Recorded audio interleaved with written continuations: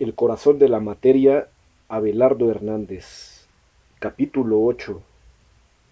7 vidas tiene un gato. Todo aquel que no queda fuertemente impresionado por el mundo de la física cuántica es porque no la ha entendido, decía el ilustre físico Niels Bohr. Una frase perfectamente justificada si atendemos a las extrañas divagaciones a las que se entrega la ciencia de los cuantos. Por ejemplo, las hipótesis del llamado gato de Schrödinger. El experimento es sencillo, pero sus implicaciones son fantásticas. Para empezar, es preciso tener dos elementos bastante comunes, un gato y una caja. Además, otros tres no tan corrientes, un recipiente con veneno, por ejemplo, cianuro, una fuente de emisiones radiactivas y un aparato capaz de registrarlas. Un clásico contador Geiger puede servir. Ahora hay que diseñar un sencillo equipo que opere del siguiente modo. Cuando el detector registre una partícula radiactiva, deberá actuar sobre algún dispositivo que abra el recipiente del veneno. Ha llegado el momento de introducir todo este conjunto en la caja, junto con el gato. Se cierra la tapa y solo hay que esperar. En realidad ni siquiera es preciso sentir remordimiento sobre la suerte del gato. El experimento es totalmente imaginario y corresponde a una propuesta que el físico Erwin Schrödinger llevó a cabo en 1935.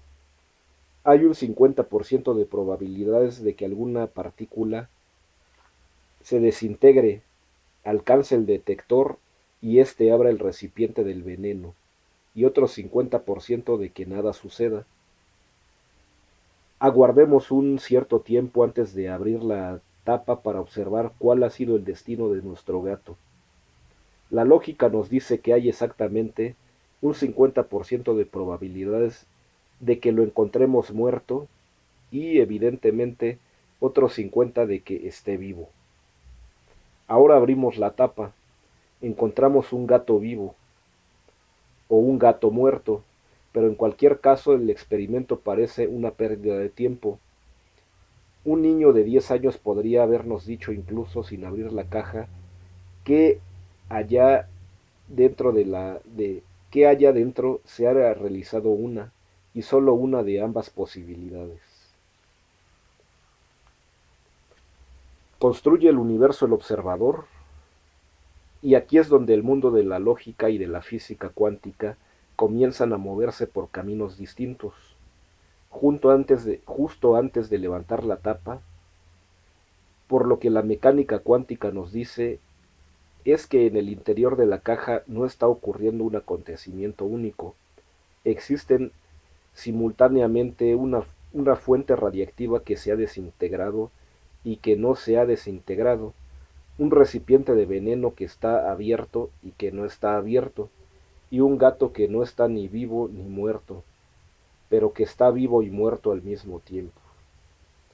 En el lenguaje de los físicos se dice que existe una superposición de estados.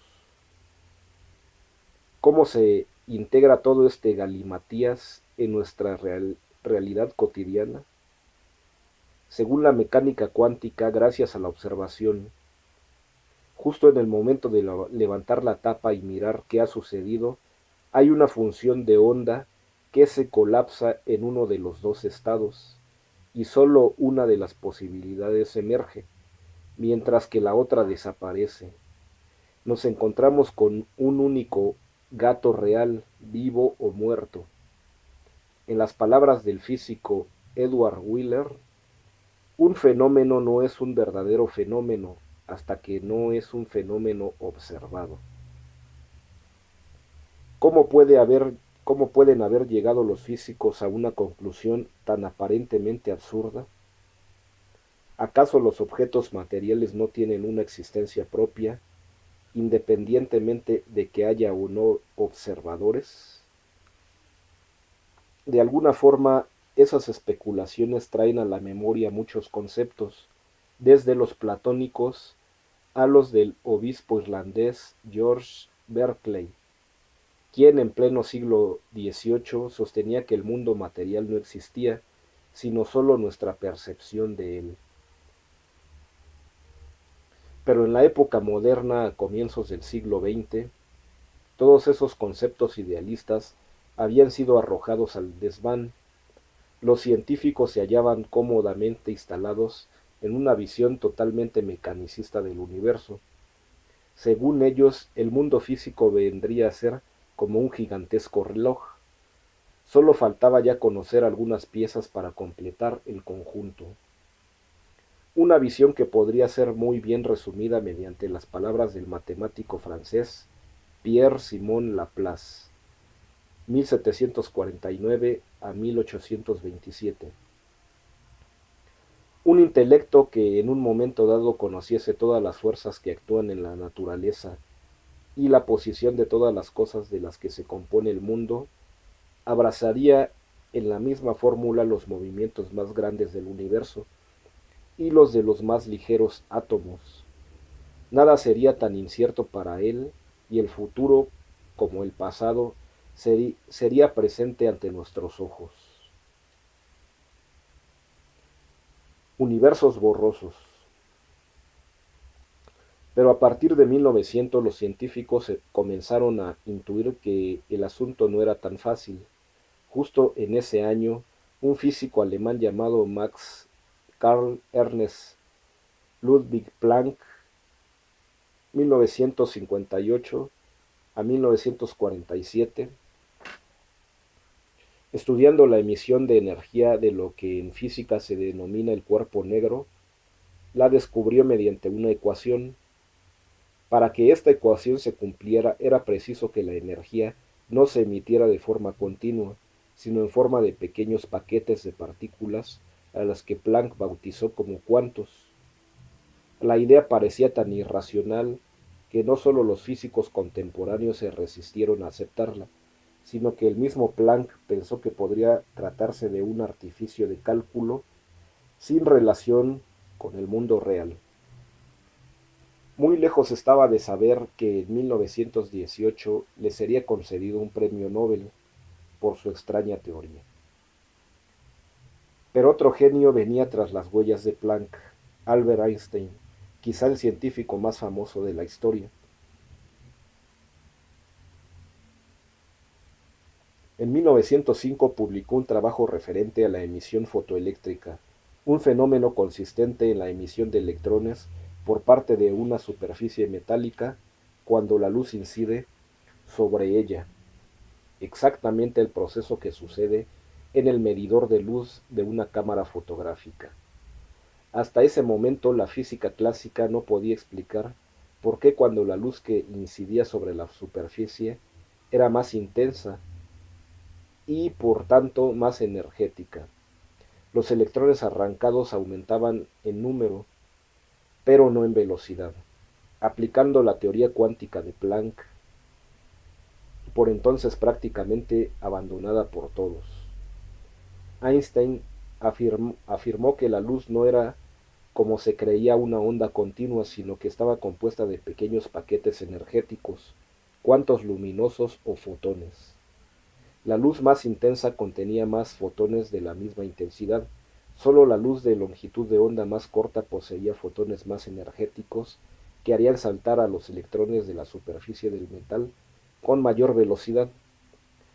Dicha afirmación fue comprobada experimentalmente por Robert Millikan en 1915 y Einstein recibió por sus investigaciones el Premio Nobel de Física en 1921 y abriendo el camino al posterior desarrollo de la física cuántica.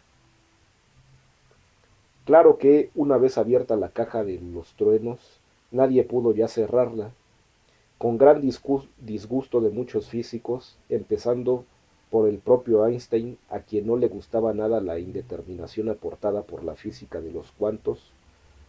Su desagrado se plasmó en esa frase famosa que ya antes reprodujimos: Dios no juega a los dados.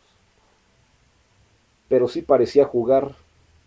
La naciente teoría cuántica pretendió también en un jovenzuelo danés llamado Niels Bohr, 1885 a 1962.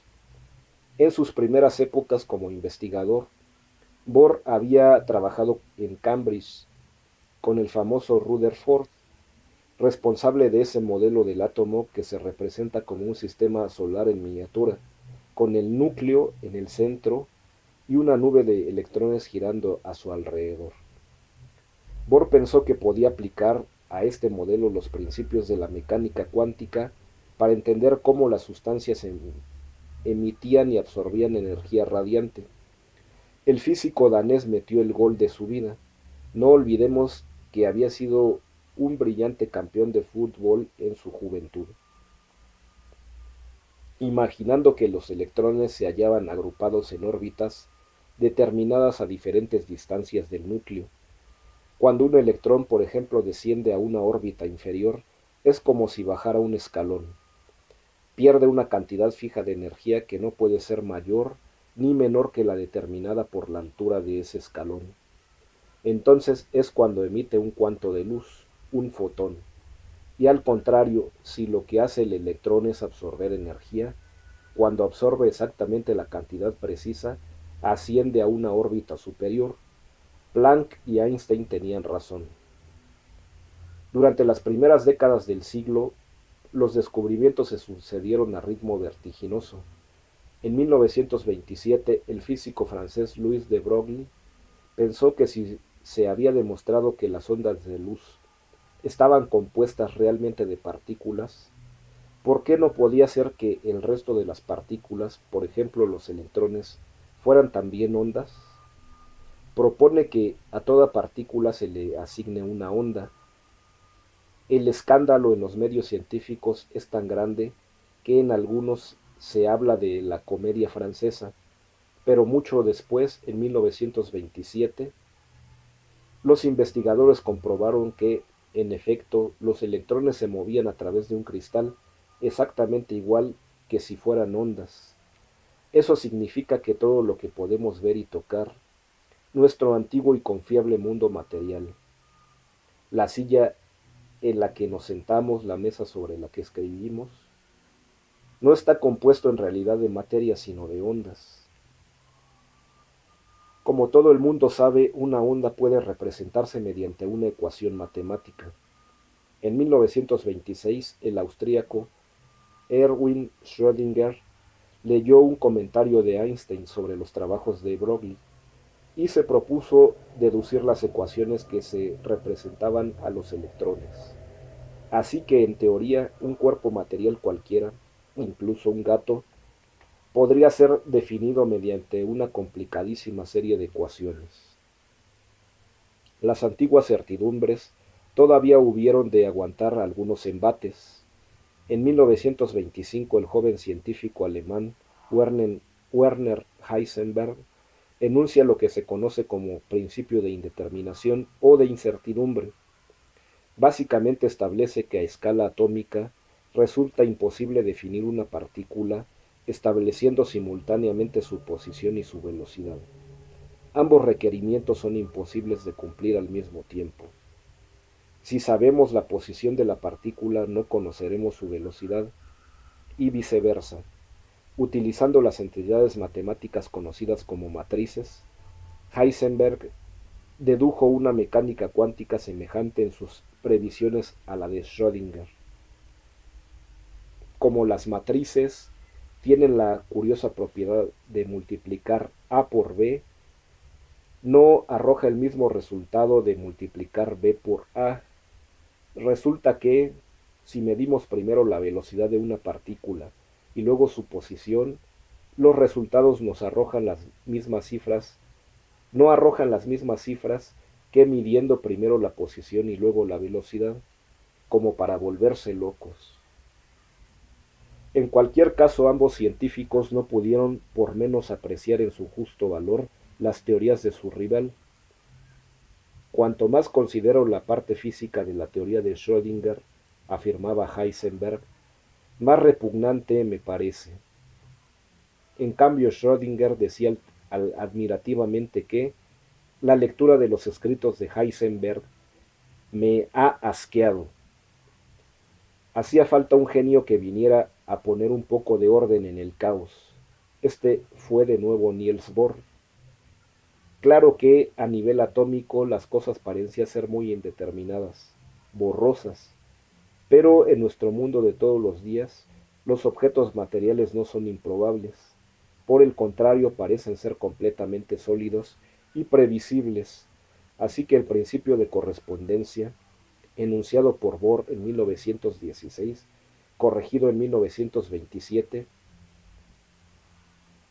estableció que esos fenómenos solo actuaban a nivel subatómico. Cuando el número de partículas era suficientemente grande, las cosas volvían a los rediles de la mecánica clásica. Por otra parte, para acabar con aquel molesto y antiguo dilema, ¿qué dudaba en considerar a la luz como ondas o como partículas? Bohr acabó concluyendo que en realidad eran sólo distintos aspectos del mismo fenómeno, que unas veces se portaba como si estuviera compuesto de partículas y otras como si se tratara de ondas. La dualidad onda-partícula.